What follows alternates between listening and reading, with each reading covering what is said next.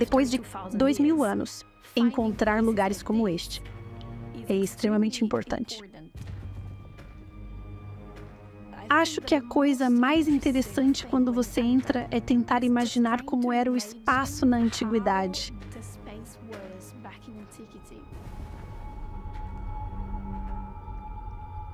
No auge de seu poder, o Império Romano era geograficamente enorme.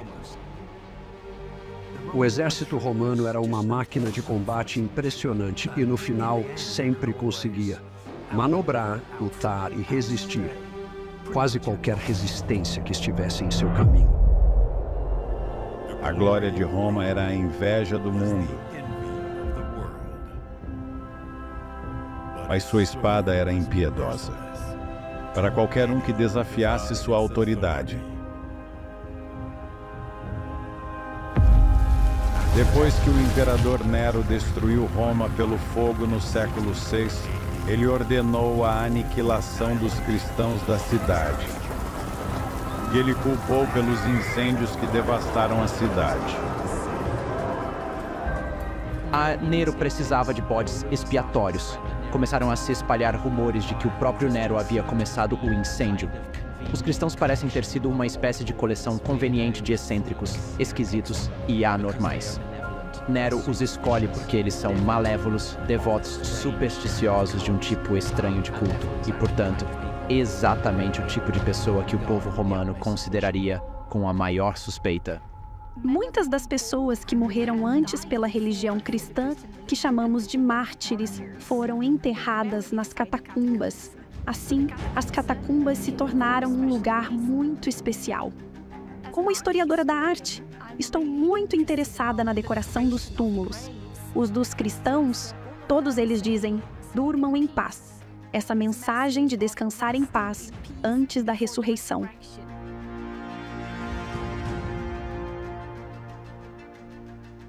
Pela esperança de libertação. Muitos cristãos se voltaram para os escritos do profeta hebreu Daniel, escrito no século VI. Daniel teve uma visão de Deus que previu a ascensão e a queda de futuros reinos. Animais ferozes foram usados para representar os reinos. O leão da Babilônia, um urso da Medo-Pérsia e o leopardo da Grécia. Todos se ergueriam e cairiam. Mas uma quarta besta, Roma, surgiria e governaria de uma forma ou de outra até o fim dos tempos.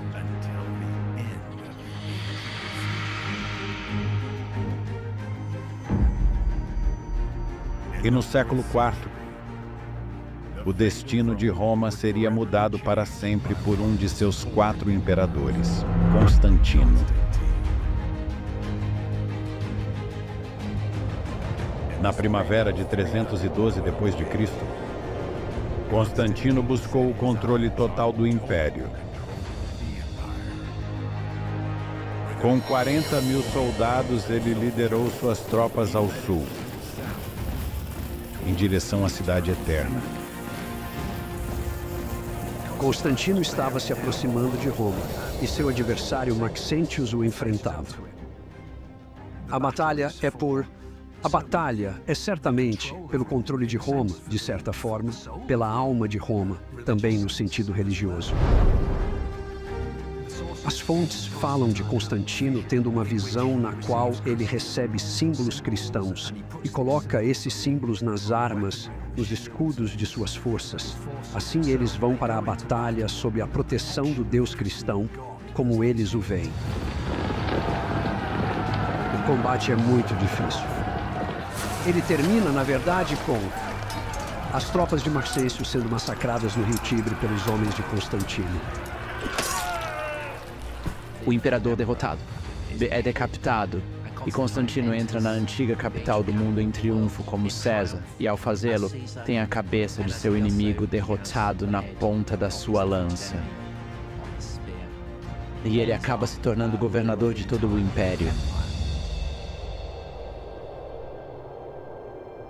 Vitorioso e proclamado imperador, Constantino pôs fim à perseguição aos cristãos. O cristianismo se tornou a religião de Roma. Um Deus para um império. Quando uma minoria perseguida se torna maioria ou tem algum poder, surgem problemas relacionados ao poder e não à perseguição. E como você lida com o poder? E como lida com quem discorda de você? O cristianismo tem sido aceitável sob Constantino e agora sob Teodósio. É o paganismo que não é aceitável. Daí em diante, o cristianismo, creio eu, é, se você preferir, oficialmente dominante, em vez de apenas aceitável. A profecia de Daniel havia descrito Roma como uma besta pavorosa. Terrível, extremamente forte. A profecia descrevia 10 chifres na cabeça da besta romana, representando as 10 tribos bárbaras que prevaleceriam e ocupariam as terras que antes eram de Roma. Daniel previu que 3 desses chifres, ou reinos, seriam arrancados. As tribos dos vândalos, ostrogodos e visigodos foram eliminadas, como Daniel tinha previsto 1000 anos antes.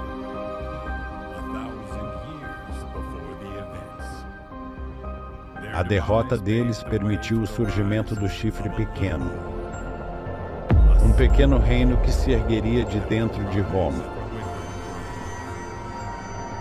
Este poder do chifre pequeno ocuparia o lugar de Deus e governaria por mais de 1000 anos. A profecia de Daniel delineou um poder político-religioso, surgindo das cinzas do Império Romano para fazer guerra contra Deus e seu povo, numa luta épica pelo domínio do mundo.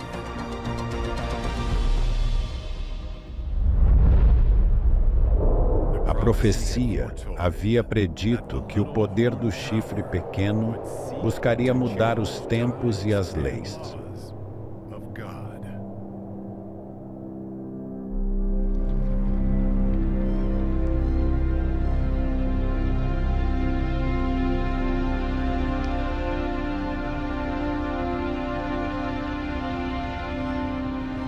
Longe dos sinos das igrejas de Roma, havia uma série de ilhas, indomadas por exércitos romanos. Seus oceanos selvagens ainda hoje provocam os marinheiros.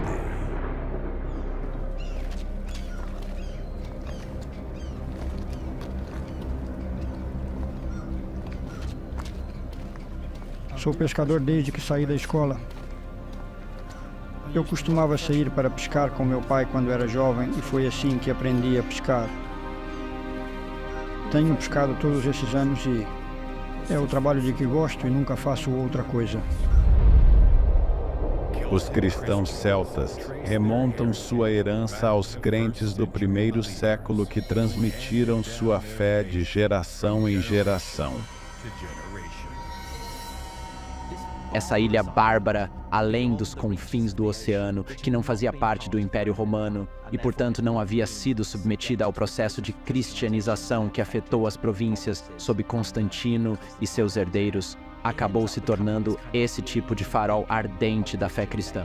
Por quase 1000 anos aproximadamente, eles foram um dos poucos defensores do verdadeiro cristianismo bíblico em um mundo inundado por influências políticas e tradicionais.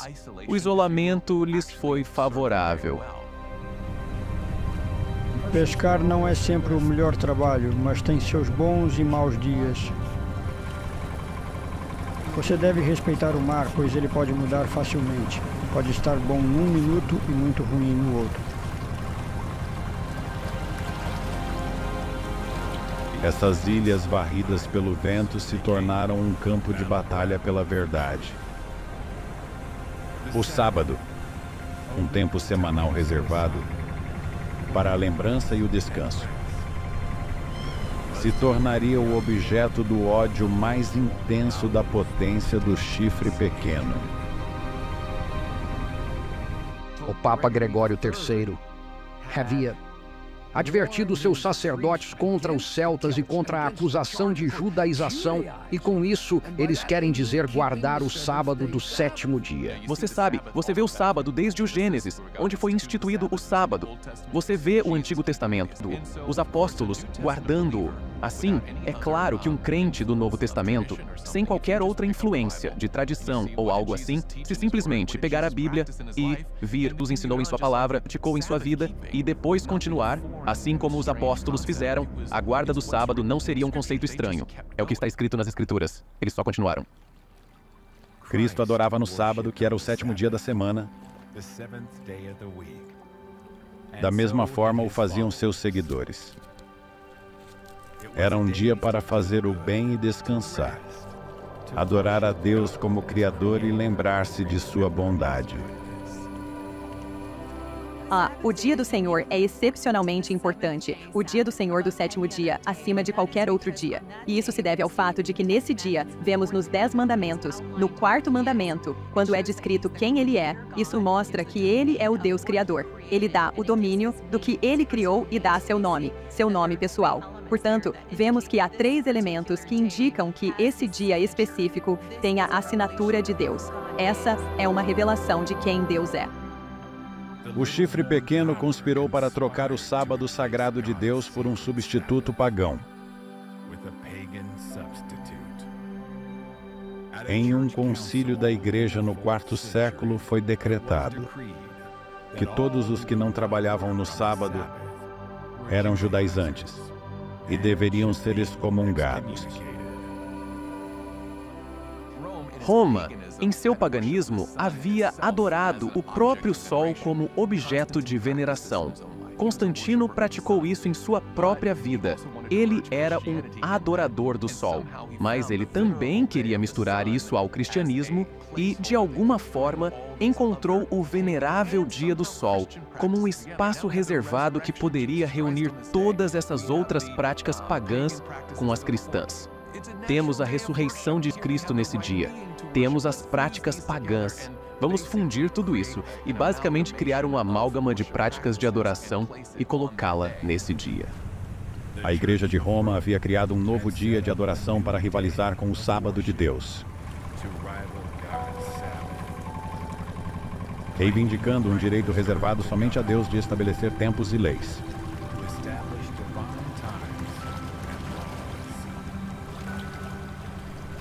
Você vê que tanto em Daniel 2 quanto em Daniel 7 há uma sequência de reinos e nações, certo? Temos a Babilônia, a Medo-Pérsia, a Grécia e Roma. Todos eles fazem basicamente as mesmas coisas. São potências militares ou impérios conquistadores. Eles dominam o subsequente e o subsequente depois dele. Mas quando se chega a essa besta de Daniel 7, especialmente o chifre pequeno que sai da 4ª besta, o objetivo e a meta dessa besta é dominar o próprio Deus. Quando leio Daniel 7, temos esse profeta de Deus escrevendo séculos e séculos antes, descrevendo a tentativa de mudança do sábado por Roma para o domingo. E já agora você pode pensar, qual é o problema? Bem, essa é a lei de Deus. Ela diz 10 mandamentos e diz que o 7º dia é o sábado. E o que dá a algum poder humano, algum poder criado pelo homem, o direito de entrar e simplesmente mudar isso. Tentar usurpar isso é uma tentativa de usurpar o papel e a autoridade do próprio Deus.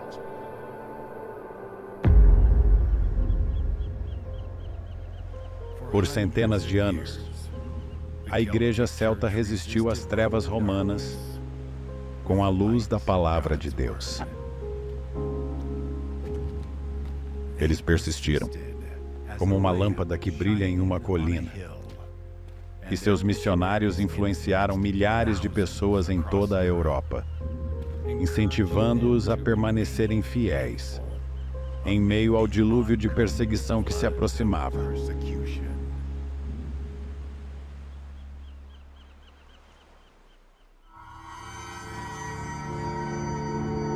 A profecia havia predito que o poder do chifre pequeno oprimiria os santos do Altíssimo. Outras profecias diziam que ele não cederia, até que estivesse embriagado com o sangue dos mártires. Em resposta, o povo de Deus fugiu para o deserto, para um lugar preparado por Deus.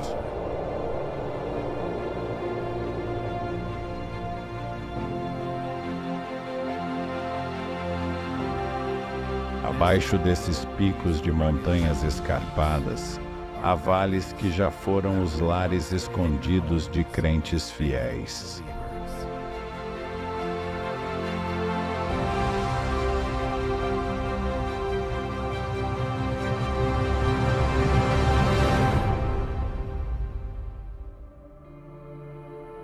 Moro na região de Torre Pélice desde que nasci. Fico impressionado com a beleza da montanha. As florestas do vale são muito densas, povoadas por árvores, e às vezes é muito difícil encontrar o caminho para chegar ao cume. Nos vales tranquilos desses Alpes, vivia um povo que traçou sua herança e crenças até a época dos apóstolos.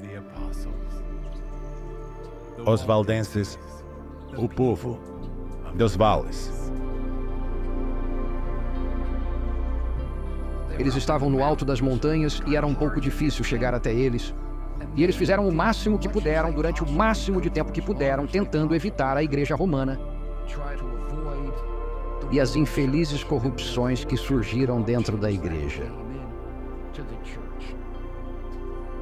A coisa mais característica que os valdenses parecem ter acreditado é que as reivindicações de autoridade espiritual e superioridade espiritual reivindicadas pelo sacerdócio católico eram falsas. Quando a Igreja tenta discipliná-los e proibi-los de fazer o que estão fazendo, eles testemunham contra a hierarquia da Igreja. Minha família tem uma história que remonta aos valdenses.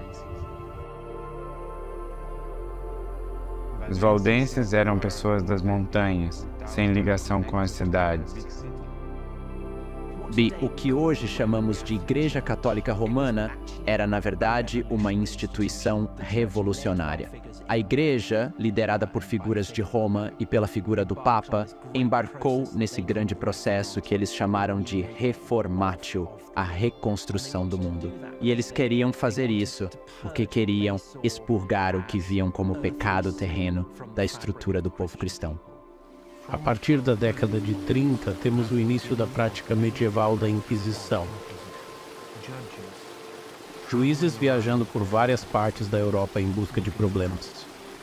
Quando as comunidades valdenses perceberam que estavam sob ameaça legal, elas se tornaram mais clandestinas, mais reservadas. As cavernas do vale tornaram-se o refúgio dos valdenses, para escapar do olhar atento de seus caçadores. A Igreja Romana se sentia obrigada a perseguir porque acreditava que, enquanto houvesse dissidentes obstinados por perto, eles estariam persuadindo os outros, portanto, levando as almas a passar a eternidade no inferno.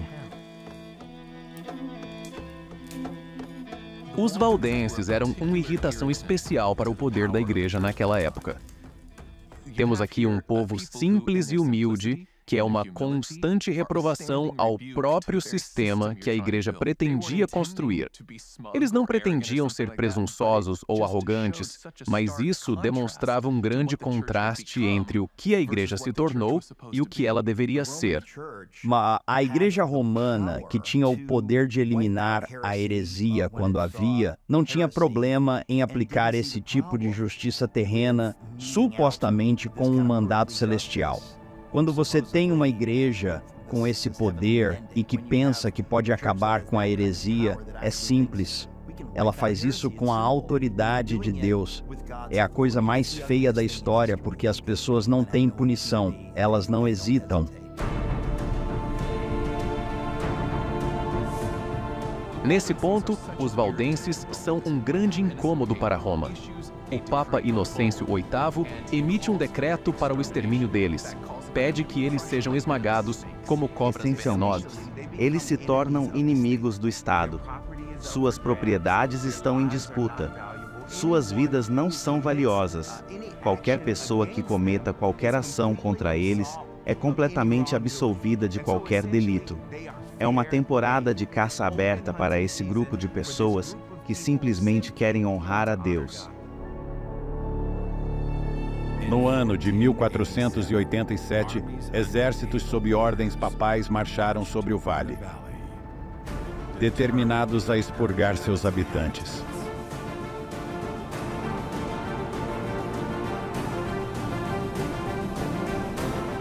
Mas as montanhas provaram ser sua fortaleza, e eles escaparam em meio a uma densa neblina. Roma não cedeu. Nos anos que se seguiram, a perseguição se intensificou. Fugindo para as cavernas do imponente Monte Castelluzzo, aqueles que eram encontrados foram jogados de suas alturas, com seu sangue respingando no solo que os havia protegido por séculos. A profecia predizia que o poder do chifre pequeno perseguiria o povo de Deus. Os valdenses, como centenas de milhares de judeus, muçulmanos e protestantes,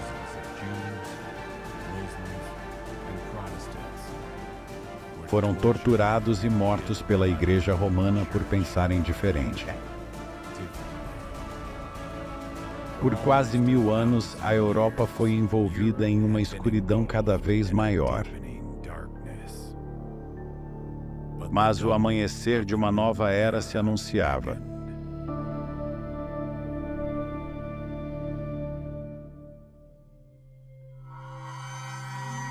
A profecia de Daniel previu que o poder do chifre pequeno se envolveria em uma guerra arrogante contra Deus. Ele falará contra o Altíssimo e oprimirá seu povo santo. Esse poder lançaria a verdade por terra e falaria no lugar de Deus.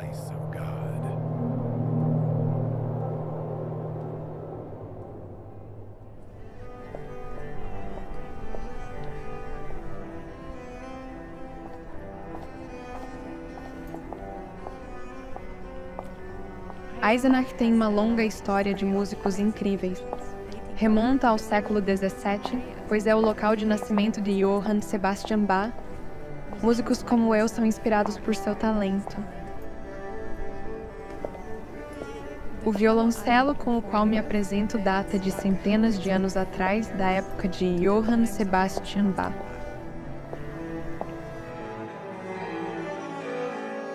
Ao sair de um mosteiro alemão, um jovem monge colocou em movimento uma reforma que destruiria o mundo que ele conhecia. Seu nome? Martinho Lutero.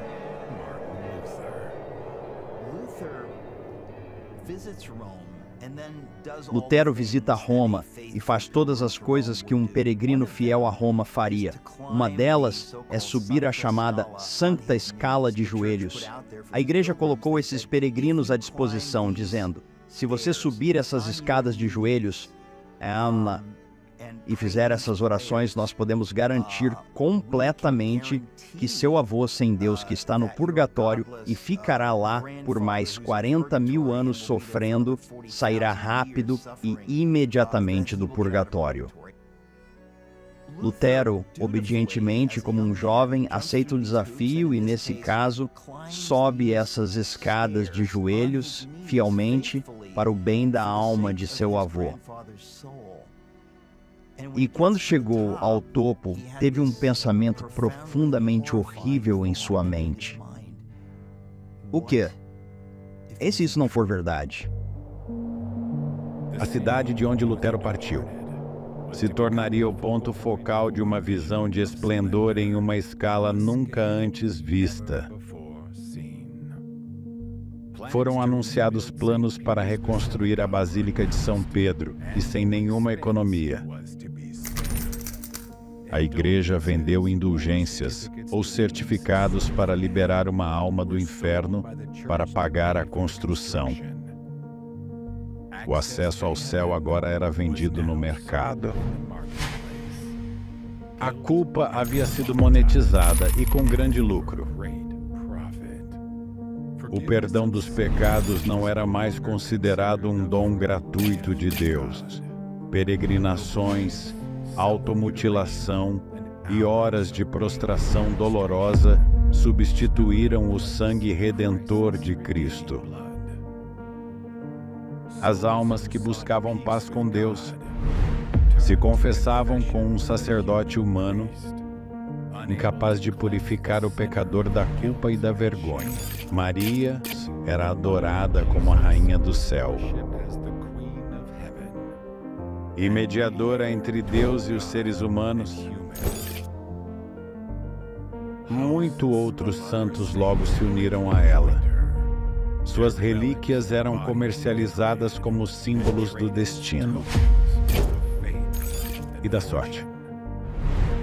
Os concílios papais proclamaram o Papa como Santo Padre e Deus na Terra, infalível quando falava em um concílio.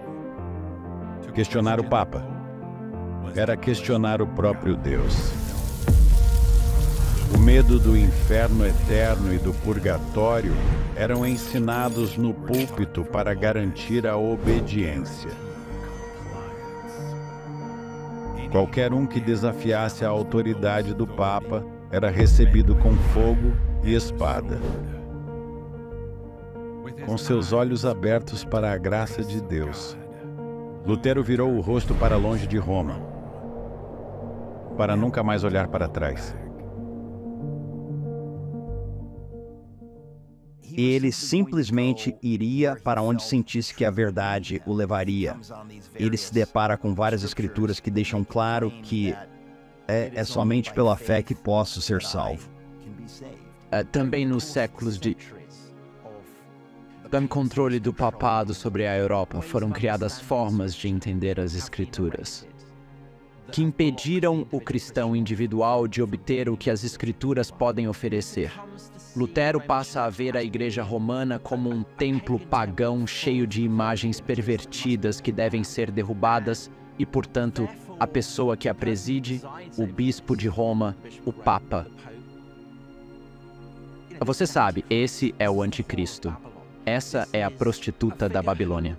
Trata-se de uma figura que é, de certa forma, pior do que um pagão, porque ele está se vestindo com as vestes de um bom cristão, o que, portanto, é ainda mais perigoso e pernicioso. Começando com a venda agressiva de indulgências para engordar os bolsos da igreja e a persistente reticência de Roma em retificar os abusos de poder, Lutero confessou sua suspeita de que o potentado romano terrestre era o próprio anticristo mencionado por Paulo.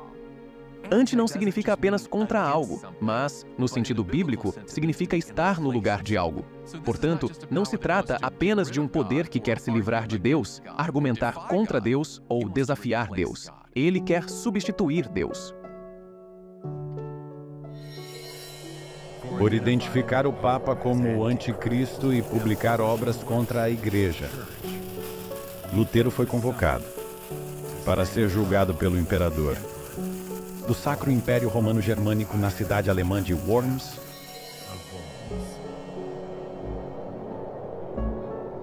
Lutero vai para lá sem ter ideia do que está enfrentando. Quando finalmente é interrogado, ele acha que terá a oportunidade de dizer o que pensa, mas o delegado papal efetivamente lhe diz: não estamos interessados no que você tem a dizer. Você revoga tudo o que disse e todas essas coisas ruins que escreveu ou não? Sim ou não? Mas ele pensou: como posso fazer isso? Eu escrevi todos esses livros, muitos dos quais o Senhor aprova. Quais são os livros que você desaprova? O que preciso retratar? E eles realmente não quiseram lhe contar. Não, no final ele ficou preso e disse: com base no que vocês disseram, e com base em minha consciência e em meu entendimento diante de Deus, não tenho escolha a não ser dizer o que disse. Aqui estou. Não posso fazer outra coisa. E isso merece ser conhecido como o momento quando Lutero enfrentou o Papa e todo o poder do mundo e disse: eu escolho Deus. Lutero foi condenado como herege e sua vida estava em perigo. Ele partiu de Worms para voltar para casa, como inimigo do Estado. Lutero deixa sua paz em Worms. E agora? E o que vai acontecer? Ninguém sabe. Portanto, ele tem permissão para voltar para casa em Wittenberg. Mas eles acreditam que no caminho, ou talvez em Wittenberg, ele será preso, levado para Roma e executado. Lutero deixa Worms e se torna, provavelmente, a pessoa mais famosa da Europa. Ele está voltando para Wittenberg, e então algo acontece. E que torna a história ainda mais sensacional. Um bando de cavaleiros desce sobre Lutero e seu grupo. Todos eles estão armados e detêm o grupo. Eles pegam Lutero e saem galopando. Lutero partiu sem deixar rastro. Ninguém sabe seu paradeiro.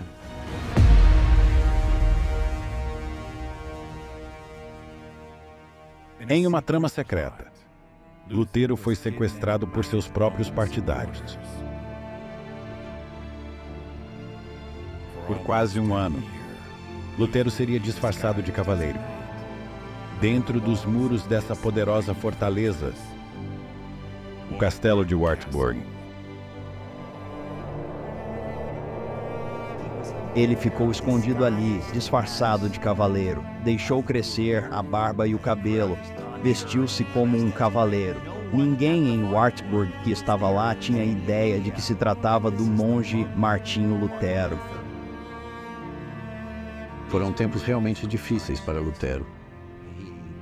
Ele estava sozinho sob custódia protetora, então se contentou e se ocupou escrevendo e escrevendo muito. Enquanto estava confinado num pequeno cômodo, Lutero traduziu o Novo Testamento para a língua das pessoas comuns. Lutero sabia que, se pudéssemos colocar as palavras e as histórias de Deus nas mãos das pessoas comuns, elas não estariam apenas seguindo seus líderes. Elas podem aprender por si mesmas o que Deus diz. Quando ele percebeu isso, não mudou apenas Lutero, acabou mudando o mundo inteiro em que vivemos.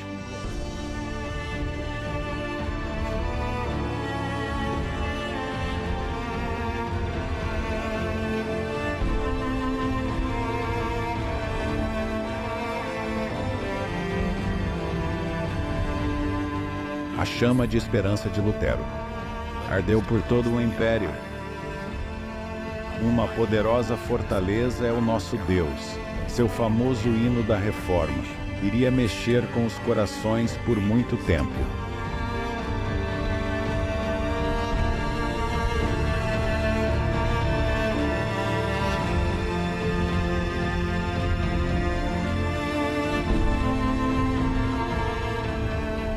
O que ele fez foi absolutamente revolucionário. Não há como compreender como o mundo mudou quando esse livro foi disponibilizado para qualquer pessoa que o desejasse.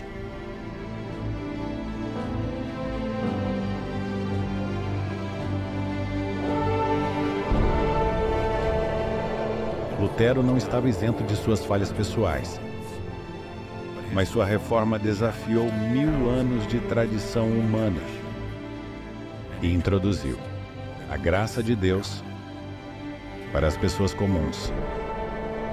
A palavra de Deus havia rompido a longa e escura noite da Europa.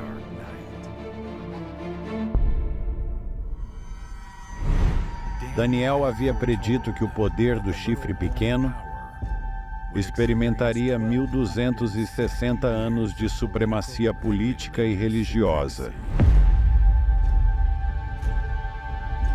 Mas a mesma profecia dizia que em um tempo determinado, seu domínio chegaria ao fim.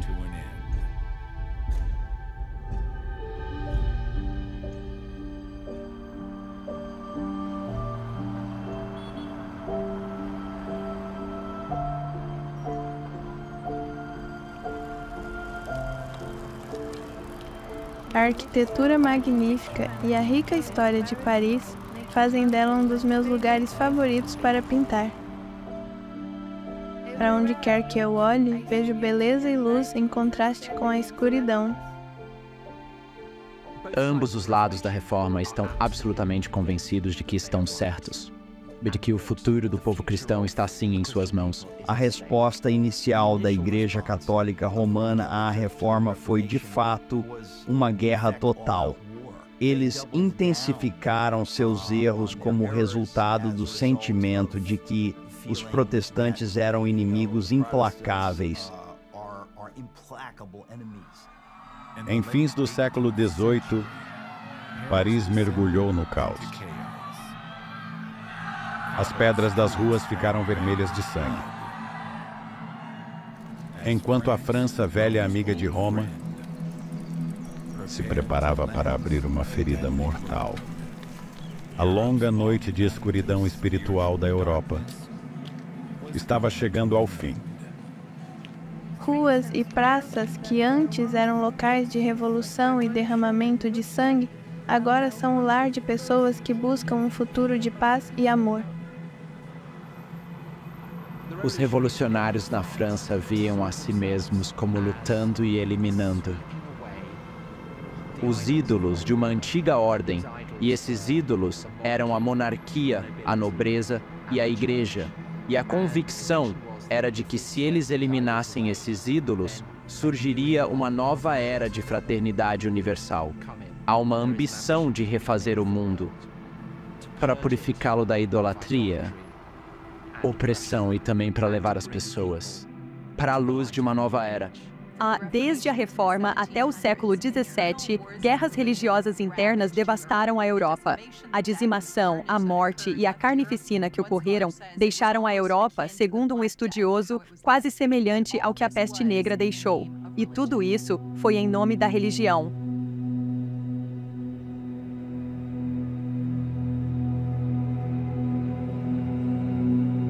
Na mente do filósofo francês Voltaire, os reformadores não fizeram o suficiente para derrubar a autoridade do Papa. E Voltaire havia nascido na Igreja Católica. Ele foi educado pelos jesuítas, mas acabou condenando-os como fraudes e pedófilos, e passou a ver o cristianismo com um tipo de ódio que beirava o obsessivo. O que realmente o motivou foi o que ele chamou de la femme. Esse tipo de monstruosidade a qual ele se referia basicamente à Igreja Católica, essa ideia de que a Igreja Católica tinha acumulado para si o direito de torturar até a morte pessoas inocentes, e era isso que ele queria. Écraser la femme, disse ele, destruir esse horror infame. Roma havia apresentado uma imagem distorcida de Deus como tirano e de sua lei como opressiva, e a consequência foi a rejeição de Deus e de sua palavra. Os pés de ferro de Roma havia eliminado toda a civilidade das massas. Elas identificavam Deus com Roma e não aceitavam nenhum dos dois. Como resultado, as massas infiéis e degradadas se revoltaram. Com uma brutalidade e agressividade que foram sentidas em todo o mundo. Voltaire não conseguiu atingir seu objetivo. Mas outro francês, no final dos 1260 anos de domínio, cumpriu um detalhe importante da profecia de Daniel. No verão de 1798, as tropas francesas, sob a liderança do general Berthier, marcharam para o sul de Roma e ocuparam a cidade. Napoleão envia Berthier para Roma. Temos esse confronto dramático em que o general marcha até a Santa Sé e afirma que o papado está acabado. Agora é uma república. Agora é um poder civil, não religioso. O Papa se recusa a ceder. Eles o levam cativo e ele é transferido de prisão em prisão, onde acaba morrendo no exílio na França. Esse evento foi um grande golpe para a Igreja Católica Romana, e quando aconteceu, os 160 anos de seu domínio chegaram ao fim. A religião estabelecida havia sido deixada de lado em favor da religião secular. A antiga ordem havia sido pesada na balança e foi considerada em falta.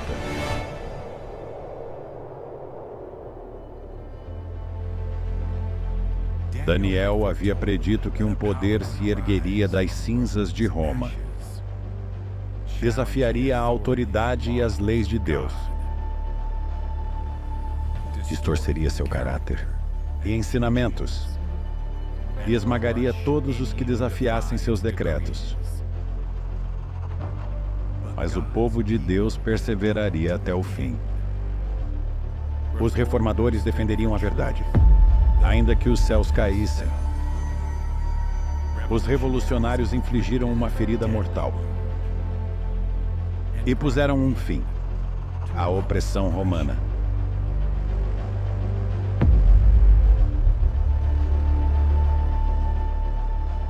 O que você está vendo no capítulo 7 de Daniel é um profundo e inabalável amor de Deus. Ele está delineando um sistema que está trabalhando paralelamente com o inimigo de nossas almas. Todas as pessoas que fazem parte dessa fé, todas as pessoas que decidiram acreditar simplesmente porque foram ensinadas assim, ele lhes faz um chamado simples: saia. Saia.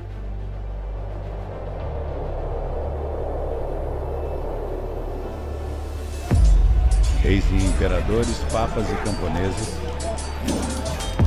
todos lutaram pelo domínio. Domínio sobre impérios e até mesmo sobre as almas da humanidade. Mas a luz brilhou nas trevas, e as trevas não a venceram. O caráter de Deus foi revelado por meio de suas palavras e da vida de seu povo. Hoje, o mesmo Deus da graça que chamou seu povo das trevas para a luz, convida todos a conhecê-lo e entrar em seu reino, um reino cujo domínio nunca passará.